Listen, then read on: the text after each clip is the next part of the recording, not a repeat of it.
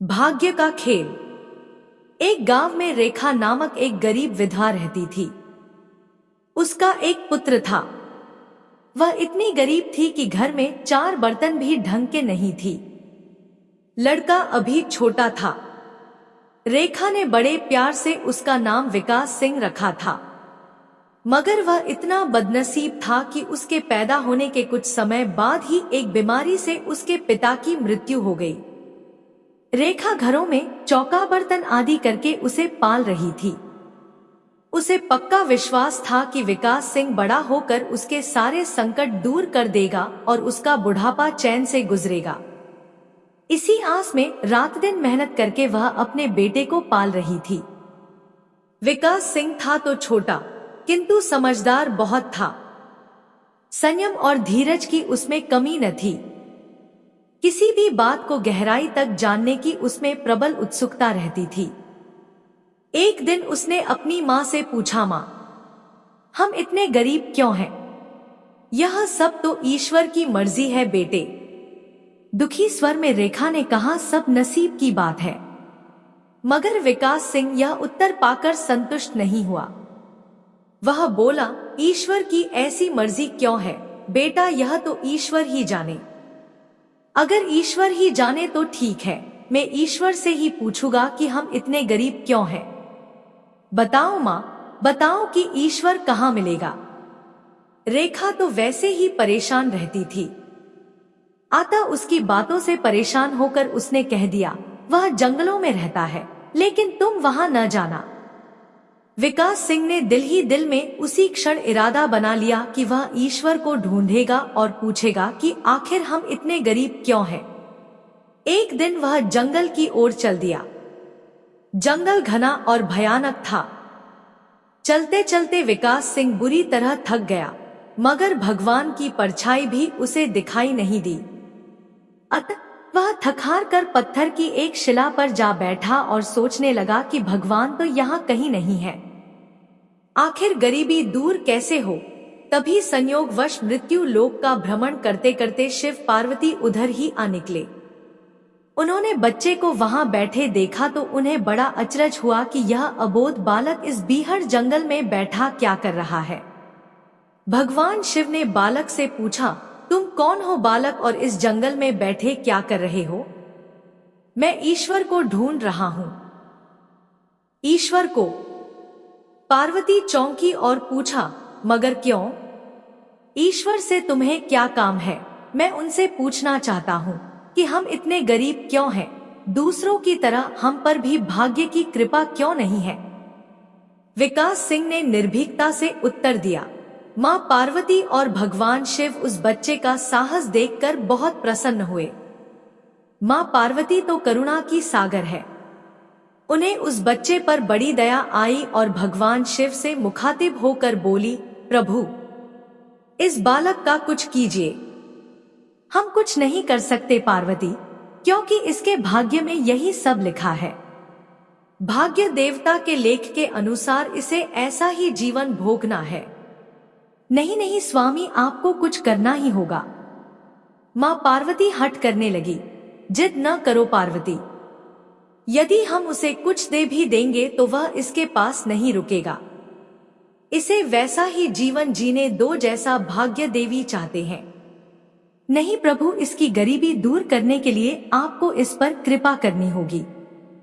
जब माँ पार्वती जिद करने लगी तो भगवान भोले शंकर ने बच्चे को एक हार दे दिया। हार पाकर विकास सिंह बहुत प्रसन्न हुआ और खुशी खुशी अपने घर को चल दिया। माँ पार्वती संतुष्ट थी कि उन्होंने एक अबोध बालक की मदद की और अब उसके दिन सुख से कटेंगे। लेकिन त्रिकालदर्शी भोले बाबा जानते थे कि यह हार उसके पास रहेगा ही नहीं।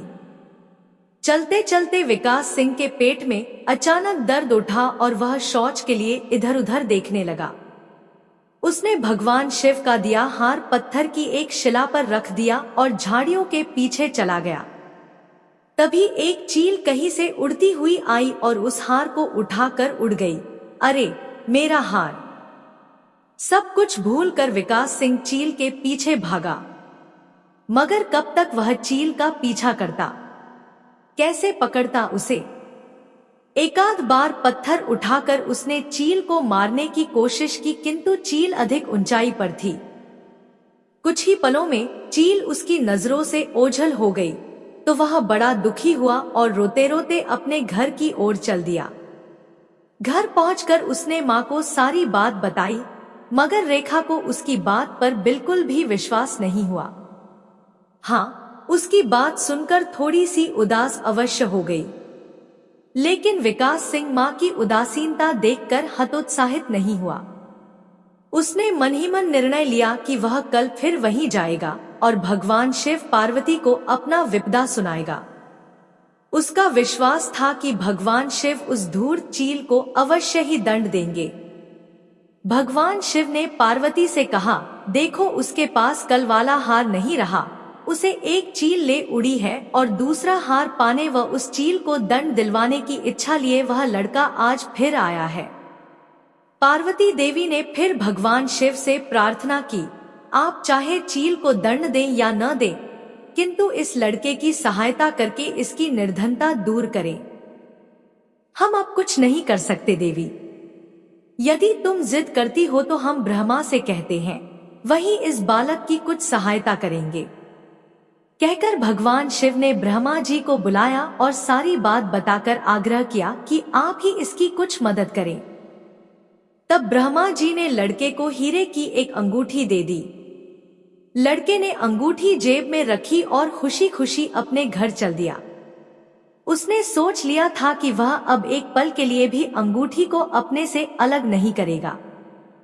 चलते चलते अचानक उसे प्यास लगी। वह सरोवर के किनारे पहुंचा और जैसे ही वह चुल्लू भरकर पानी पीने के लिए झुका, वैसे ही उसकी जेब से अंगूठी निकलकर पानी में जा गिरी और इससे पहले कि वह उठाता, एक मछली उसे निगल गई। विकास सिंह फिर रोते रोते घर आया और माँ को सारी बात बताई। बेटा, जब तक भाग्य में नहीं है तब तक कोई भी चीज नहीं रुकेगी, माँ ने उसे दिलासा देते हुए कहा। जब भाग्य देवता खुश होंगे तो मिट्टी भी सोना बन जाएगी, मगर इस प्रकार किसी के देने से हमारी गरीबी दूर नहीं होगी।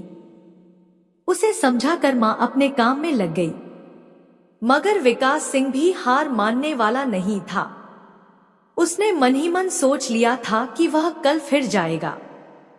तीसरे दिन वह फिर जा पहुंचा। शिव और पार्वती उसका यह साहस देखकर बहुत खुश हुए। शिव जी ने इस बार ब्रह्मा जी के पास जाकर बात की कि वह लड़का तो बड़ा साहसी है, इसका कुछ उद्धार किया जाना चाहिए। तब ब्रह्मा जी ने सलाह दी कि हमें भगवान श्री हरि विष्णु के पास जाना चाहिए, वही इसका कोई हल बताएंगे। अतः वह श्री हरि विष्णु के पास जा पहुंचे। पूरी बात सुनकर भगवान विष्णु ने विकास सिंह को कुछ हीरे दिए। हीरे पाकर वह बहुत खुश हुआ और इस बार बिना कहीं रुके उसने सीधे अपने घर जाने का निश्चय किया, क्योंकि 2 बार उसकी चीजें खो चुकी थी। जब वह घर पहुंचा, माँ घर पर नहीं थी। अतः विकास सिंह ने हीरे एक लोटे में रखकर कोने में छिपा दिए और माँ को ढूंढने निकल पड़ा। वह मन ही मन सोचने लगा कि अब माँ को किसी के घर काम करने की क्या आवश्यकता है, अब तो वह भी अमीर बन गए हैं। उधर पीछे से चोर उसके घर में घुसे और जो भी सामान हाथ लगा लेकर भाग निकले। उस सामान में लोटा भी था जिसमें हीरे रखे थे। जब वह माँ के साथ वापस आया तो देखा कि हीरे गायब थे। इतना ही नहीं, घर का दूसरा सामान भी गायब था। अब तो उसकी माँ को बहुत गुस्सा आया। वह बोली, क्यों मुझे नई नई कहानियां सुनाकर पागल बनाता जा रहा है। सारा दिन आवारा की तरह इधर उधर भटकता रहता है और शाम को पिटाई के डर से कोई नई कहानी सुना देता है। माँ की डांट सुनकर विकास सिंह रोने लगा। वह तो केवल वही जानता था कि जो कुछ भी उसने बताया था वह सत्य था। डांट खाकर विकास सिंह की हिम्मत और बढ़ गई और अगले दिन वह फिर उसी स्थान पर जा पहुंचा। भगवान भोले शंकर सोचने लगे कि इस पर इतनी मुसीबतें पड़ी लेकिन इसने हिम्मत नहीं हारी। इससे वह बहुत प्रसन्न हुए और भाग्य देवी के पास जाकर बोले, यह लड़का बहुत ही साहसी, हिम्मती और धीरज वाला है। ऐसा व्यक्ति अभागा नहीं हो सकता। इसे कुछ दे दो। आज्ञा पाकर भाग्य की देवी ने विकास सिंह को सोने का एक सिक्का दिया। सिक्का लेकर खुशी खुशी अपने घर को चल दिया। जब उसने घर जाकर वह सिक्का अपनी माँ को दिया, उसकी माँ बहुत खुश हुई। अब क्योंकि उन पर भाग्य देवी की कृपा हो गई थी, अतः सारे काम ही अपने आप शुभ होने लगे। दूसरे दिन ही एक मछली वाला उसके गांव में मछली बेचने आया तो लड़के ने वही सिक्का देकर मछली खरीद ली। उसकी माँ ने मछली का पेट चीरा तो वह अंगूठी निकली जो ब्रह्मा देव ने उसे दी थी और जो उसकी जेब से तालाब में गिर गई थी। माँ ने अंगूठी संभाल कर रख ली और विकास सिंह से बोली, जा बेटा, जंगल से थोड़ी लकड़ियां ले आ, आज घर में ईंधन बिल्कुल नहीं है। विकास सिंह कुल्हाड़ी लेकर जंगल की ओर चल दिया। वहां जाकर जिस पेड़ पर लकड़ी काटने के लिए चढ़ा, वहां उसी चील का घोंसला था जो उसका हार उठाकर ले गई थी। विकास सिंह ने देखा कि चील कहीं आसपास नहीं थी। विकास सिंह ने अपना हार उठा लिया और जो भी थोड़ी बहुत लकड़ियां पेड़ के आसपास पड़ी थी, वही उठाकर घर की ओर चल दिया। माँ हार पाकर बहुत खुश हुई। अब तो देखते ही देखते उनके दिन बदल गए।